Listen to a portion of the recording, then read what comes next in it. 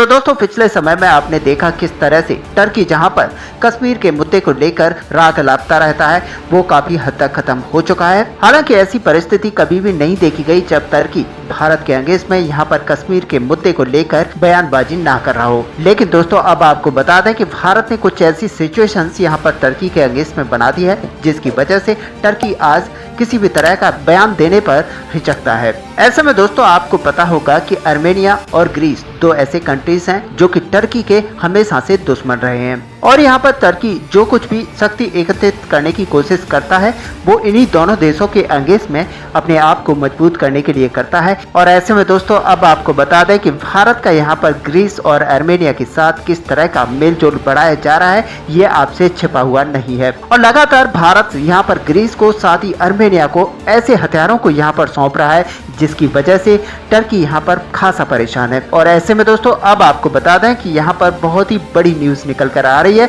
और यहाँ पर भारत ने अब कुछ ऐसा करके दिखाया है जिसकी वजह से अजरबैजान और तुर्की यहाँ पर पूरी तरह से परेशान है। तो दोस्तों क्या है पूरी खबर आपको विस्तार से बताएंगे, आप वीडियो में एंड तक बने रहिए। साथ ही अगर हमारे चैनल को अभी तक सब्सक्राइब नहीं किया है तो चैनल को सब्सक्राइब कर लीजिए ताकि सबसे पहले हमारी वीडियो आप तक पहुंच पाए। तो दोस्तों ये सच है कि भारत अगर आर्मेनिया और साथ ही ग्रीस के साथ अपने कॉपरेशन को बढ़ाएगा तो ये सबसे ज्यादा परेशानी का सबब टर्की के लिए होने वाला है। और ऐसे में आपको पता होगा पिछले समय में ये न्यूज निकल कर आई थी कि ग्रीस को भारत कुछ ऐसे हथियारों को देने जा रहा है जिससे कि टर्की अच्छा खासा परेशान हो सकता है। साथ ही आपको पता होगा कि अभी कुछ ही दिन पहले आर्मेनिया को भारत ने बड़ी हथियारों की कंसाइनमेंट भेज दी है और यहाँ पर अजरबैजान की तरफ से इसको लेकर एक बड़ा रिएक्शन भी देखा गया। और दोस्तों आप अजरबैजान और टर्की को दोनों को एक ही समझ सकते हैं क्योंकि अजरबैजान की हर संभव मदद यहाँ पर टर्की की तरफ से की जाती है और वो भी युद्ध के समय में। और दोस्तों आपको पता होगा कि यहाँ पर 5th जनरेशन के जो फाइटर जेट टर्की के द्वारा बनाए जा रहे हैं उनमें यहाँ पर टर्की पाकिस्तान को शामिल करने की बातें कर रहा है और इस तरह की अंदरूनी बातें भी चल रही है जहाँ पर पाकिस्तान को बहुत ही जल्द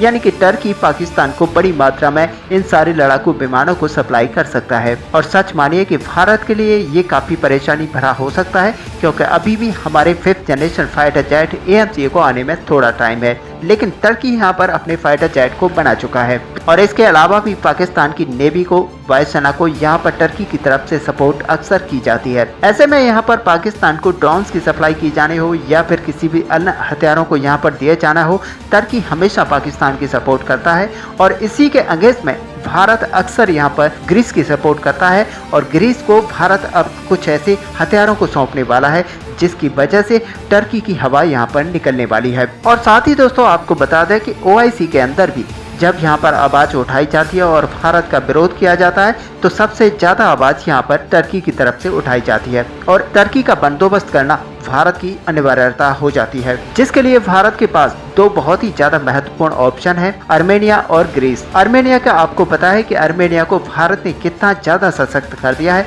और भारत ने कुछ ऐसे हथियारों को आर्मेनिया को दे दिए हैं जिसकी वजह से आज अजरबैजान यहाँ पर बुरी तरह से चिल्ला रहा है। लेकिन दोस्तों अब भारत यहाँ पर ग्रीस को मजबूत करने वाला है। ऐसे में आपको पता है कि ग्रीस की सीधी सीमाएं टर्की से लगी हुई है और ग्रीस और टर्की के बीच में युद्ध की स्थिति बनी रहती है। और दोस्तों ग्रीस को लेकर कुछ ऐसी खबरें निकल कर आई थी कि ग्रीस हमसे एंटी रेडिएशन रुद्रम मिसाइल को चाहता है, साथ ही ब्रह्मोस मिसाइलों को चाहता है। इसके अलावा कई अन्य क्षेत्रों में भारत और ग्रीस कई सारे कॉपरेशन यहाँ पर बढ़ा रहे हैं। भारत से दोस्ती निभाने के लिए ग्रीस ने पाकिस्तान के द्वारा जो उसे कई सारे हथियार मांगे गए थे उसको भी देने से मना कर दिया था। तो काफी कुछ मामलों में अगर देखा जाए तो ग्रीस और भारत की दोस्ती एक बढ़ते हुए चरण में और इस तरह से भारत और ग्रीस एक ऐसे अध्याय में पहुंच चुके हैं जहां पर भारत और ग्रीस अब बहुत ही ज्यादा हथियारों का लेन देन करने वाले हैं। और अब दोस्तों बताया जा रहा है कि भारतीय नौसेना का वारशिप INS चेन्नई भूमध्य सागर के डिप्लॉयमेंट पर था और इसी दौरान वह ग्रीस पहुंचता है और ग्रीस की नौसेना इसका बड़े स्तर पर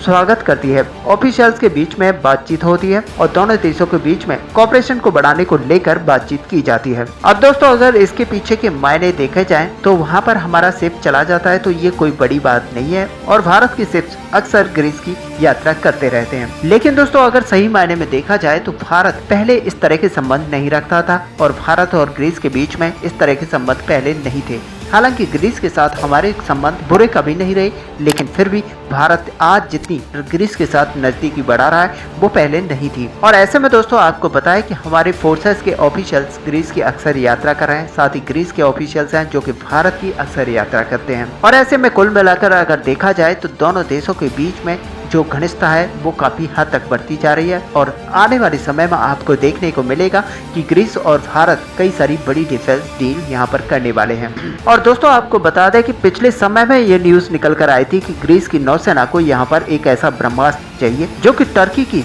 नौसेना का यहाँ पर सामना कर सके, जिसमें हमारी एंटीशिप ब्रह्मोस मिसाइलें सबसे आगे हैं। अभी कुछ ही समय पहले ये बात निकल कर आई थी जहाँ पर हमारे ब्रह्मोस एरोस्पेस के सीईओ ने कहा था कि ब्रह्मोस मिसाइलें वो हैं जिसे दुनिया का कोई भी एयर डिफेंस सिस्टम रोक नहीं सकता। हालांकि उनकी तरफ से ये भी कहा गया था कि S-400 मिसाइल डिफेंस सिस्टम भी इसको काउंटर नहीं कर सकता। अब दोस्तों आप समझ सकते हैं कि दुनिया का सबसे ज्यादा ताकतवर एयर डिफेंस सिस्टम S-400 भी अगर इसको नहीं रोक सकता तो इस ब्रह्मोस मिसाइल के अंदर कितनी ज्यादा ताकत हो गई। तो दोस्तों कुल मिलाकर अगर देखा जाए तो हमारी जो ब्रह्मोस मिसाइल है ये ग्रीस के लिए एक रामबाण हथियार यहाँ पर बनने वाला है और ग्रीस भी इसको बहुत ही बड़ी संख्या में यहाँ पर लेने वाला है। और सच मानिए कि अगर ग्रीस इसको प्रोक्योर कर लेता है तो यहाँ पर तुर्की की हवा पूरी तरह से निकलने वाली है कि तुर्की को यहाँ पर ग्रीस पूरी तरह से काउंटर कर पाएगा। और दोस्तों कुल मिलाकर अगर देखा जाए तो हमारा जो आर्मेनिया और ग्रीस के साथ कॉपरेशन बढ़ रहा है ये हमें न केवल तुर्की को यहाँ पर काउंटर करने में मदद करेगा बल्कि भारत और ग्रीस के बीच में डिफेंस का व्यापार है उसकी एक शुरुआत कर देगा। और आप समझ सकते हैं कि आखिरकार भारत कितना बड़ा डिफेंस का एक्सपोर्ट ग्रीस के लिए कर सकता है। और दोस्तों ये एक दिन में नहीं हुआ बल्कि भारत इसको काफी लंबे समय से कर रहा है